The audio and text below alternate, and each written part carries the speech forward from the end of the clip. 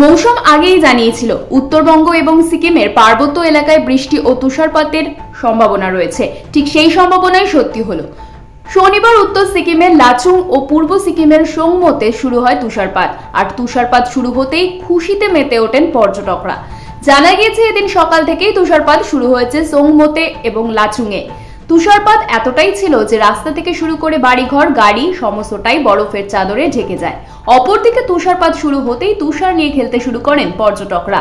সিকিম প্রশাসন সূত্রে খবর, এদিন সিকিমের একাধিক জায়গায় তুষারপাত হয়েছে, যার কারণে বেশ কিছু রাস্তা বন্ধ হয়ে গিয়েছে। তবে পর্যটক ও সাধারণ মানুষের কথা মাথায় রেখে সে সমস্ত রাস্তা দ্রুত পরিষ্কার করা হচ্ছে। ব্যুরো রিপোর্ট, আর ভেনম নিউজ।